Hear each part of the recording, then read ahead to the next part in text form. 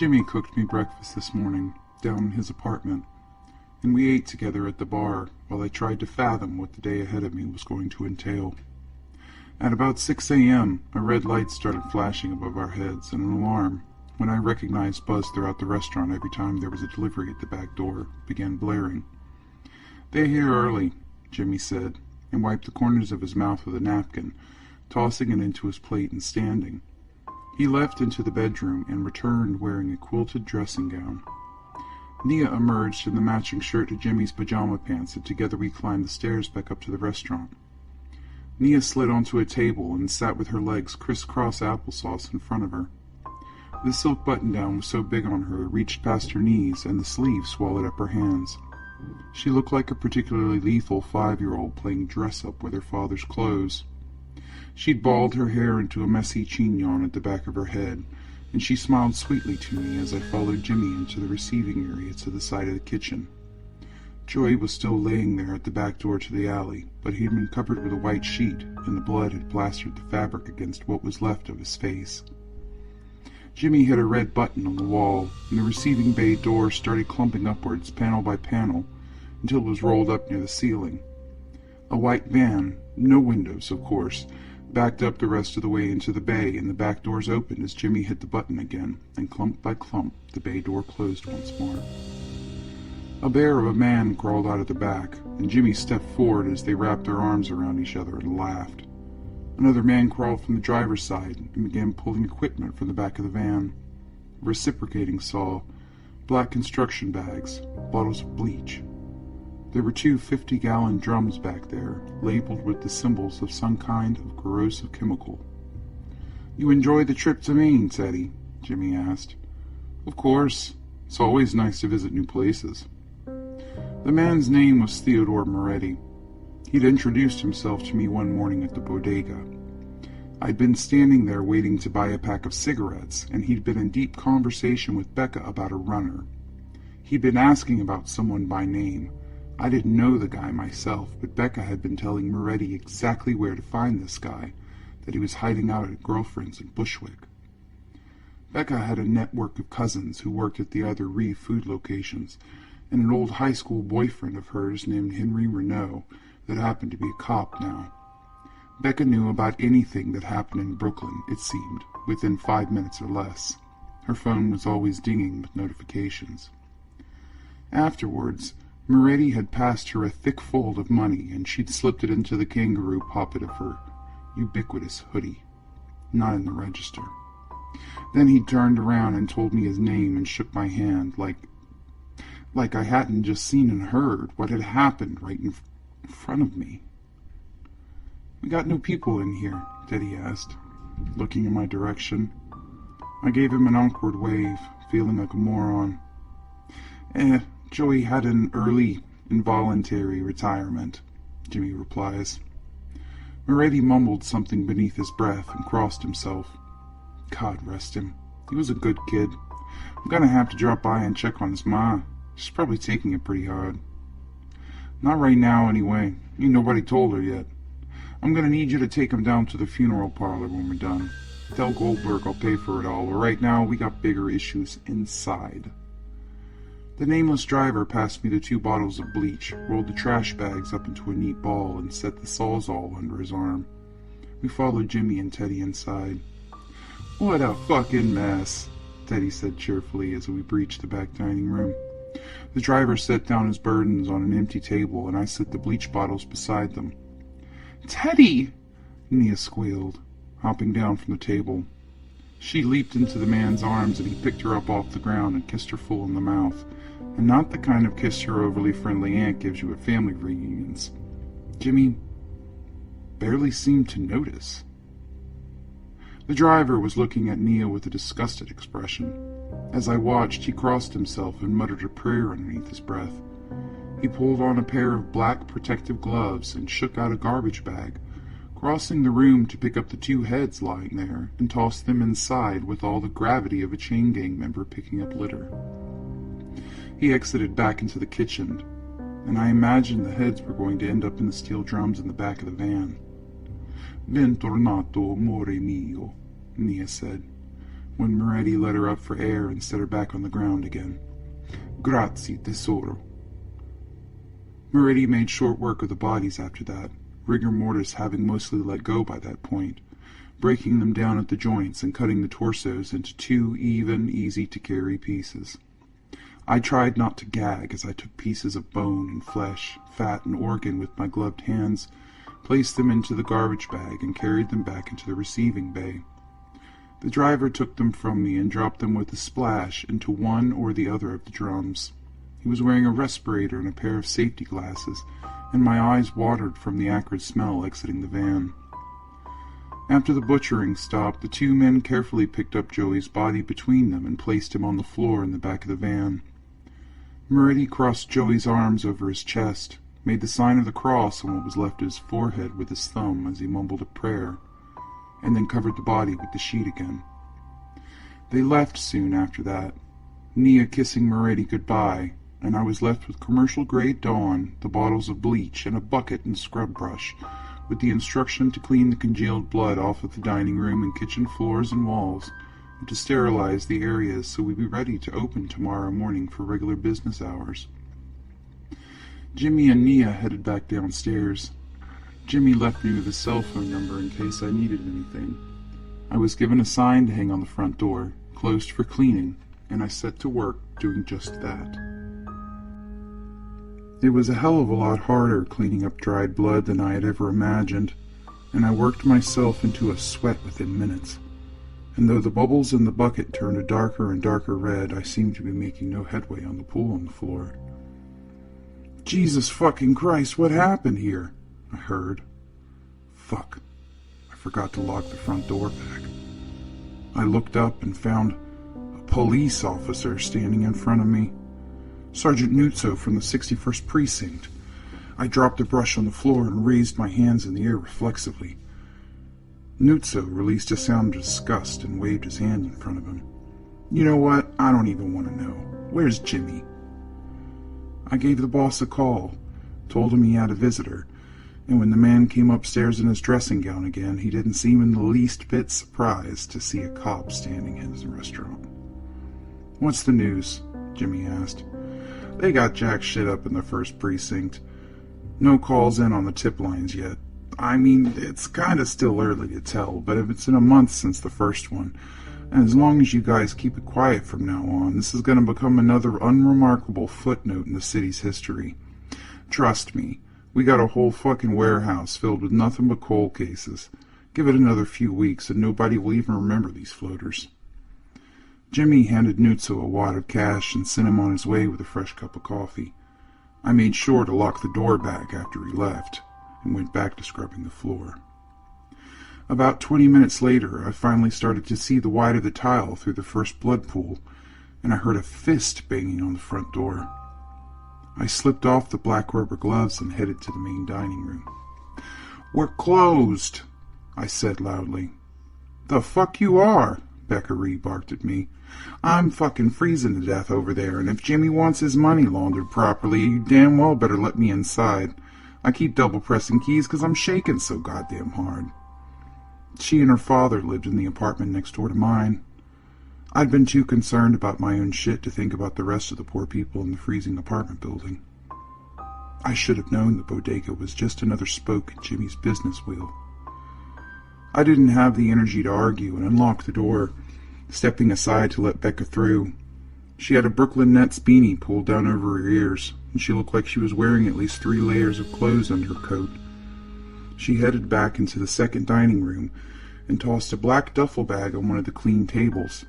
It made sense as she opened the bag, revealing stacks on top of stacks of money, a calculator, and a handwritten account book. There were no windows back here for passerby on the street to see the suspicious circumstances occurring within, just walls painted with murals of the NYC skyline. She removed her coat and tossed it haphazardly onto another table.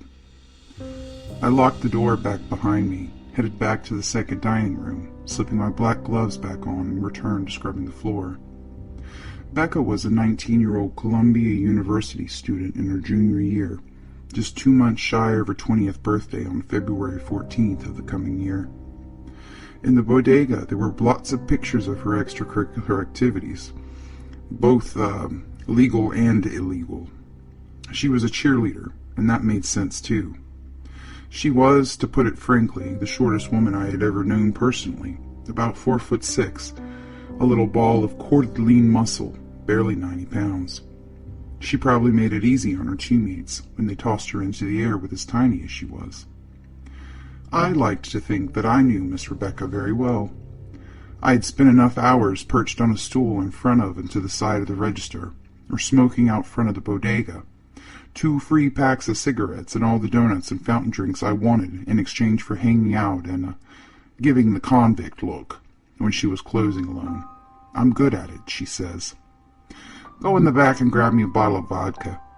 She reached into her pocket, withdrew a $50 bill, and slammed it down onto the end of the table with a click of her nails. I stared at it for a moment before I spoke. She always wore her nails long, black, and filed to a point, only cutting them short for competition. I can't do that. Why not? She yelled back. You're too young. Are you kidding me? What are you going to do, call the cops on me for underage drinking, you fucking mook? Well, she kind of had a point when I thought about it. So I grabbed the money and went and retrieved an unopened bottle of Sky from the back and stopped by the fountain machine to grab 2 glasses. You want a chaser? I asked, turning back to look at her. The glass fell out of my hand and shattered on the floor. Becca was on the side of the booth facing me, and there, towering just behind her, was a corpse. It was Anthony. The fuck is wrong with you? She screamed at me, and I hurriedly left the room to grab a broom and a dustpan, returning to sweep up the pieces. But Anthony was still there.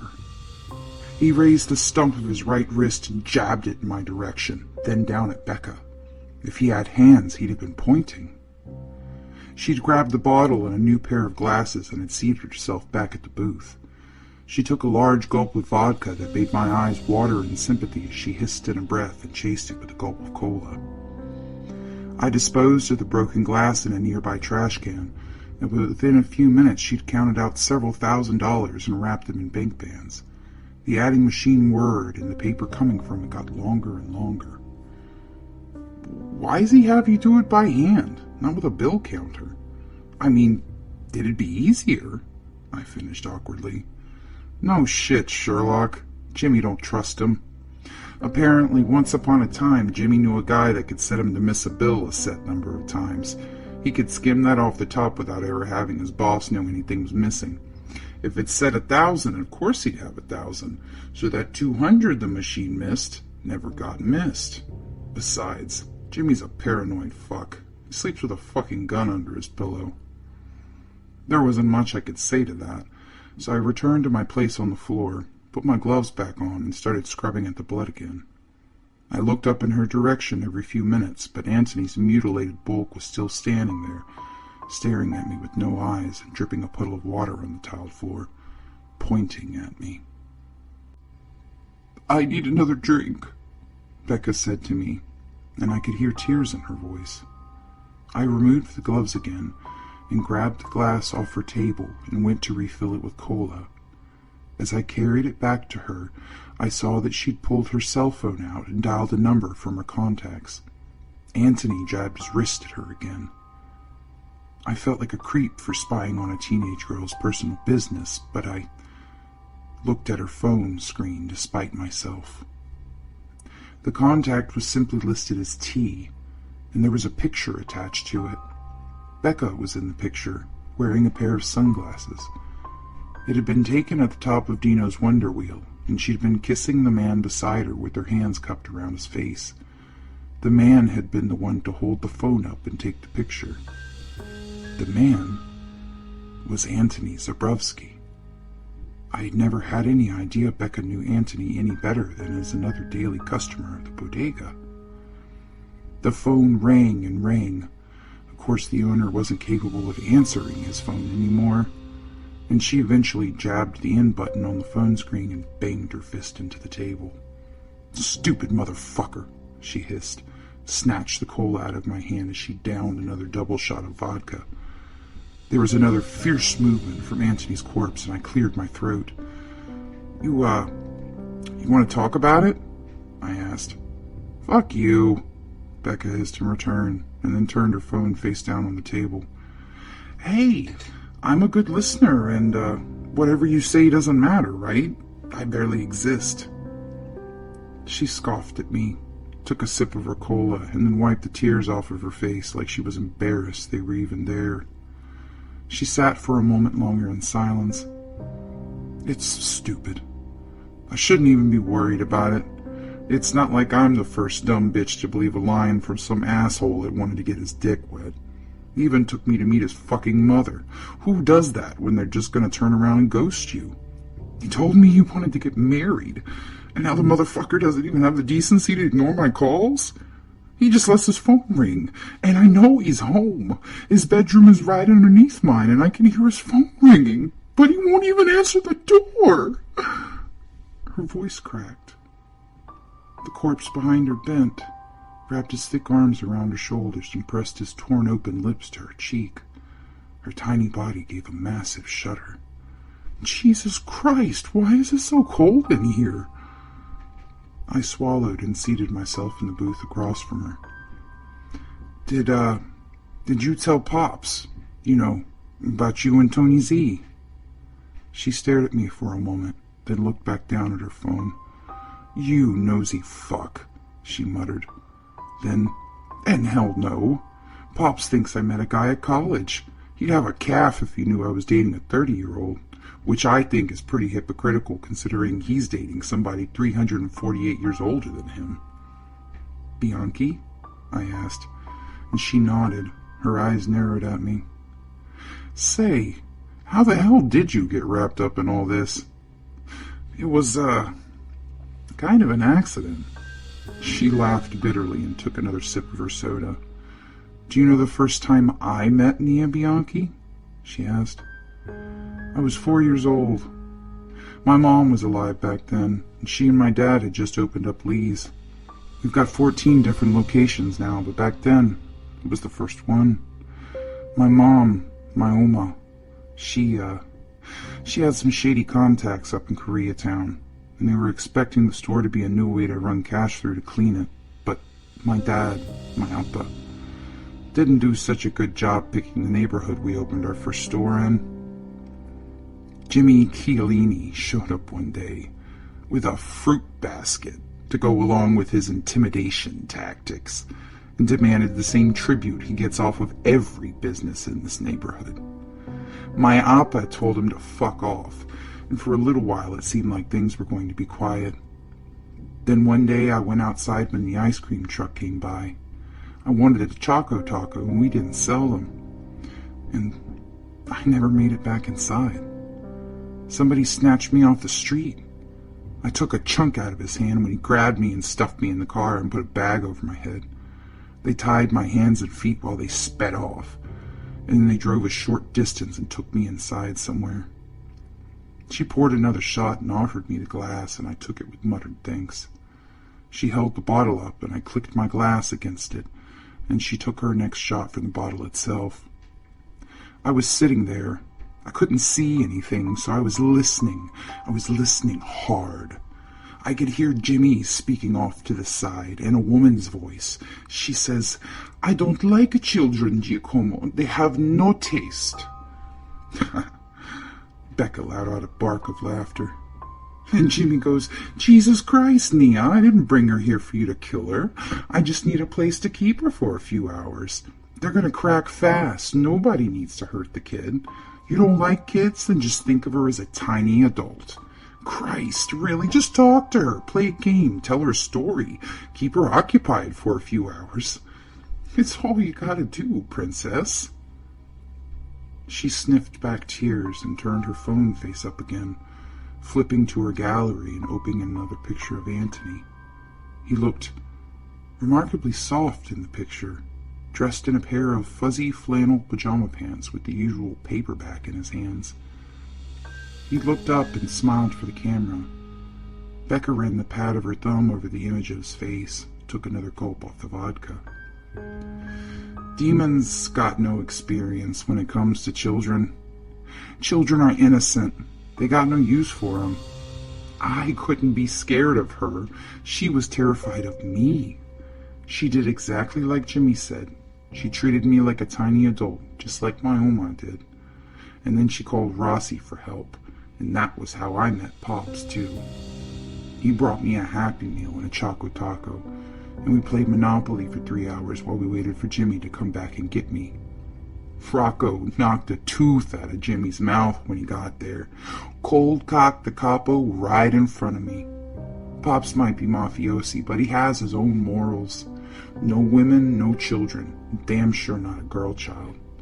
I had so much fun that in the next few weeks after that, I started sneaking off to go see Rossi and Nia whenever I wanted, whether my parents liked it or not. Demon? I asked, seeing my opportunity as she trailed off, a 1,000-yard stare in her eyes. Dio volesse che rapporti sessuali con maschi arromentati, la succuba, she said, in perfectly accented Italian as she looked back to my face.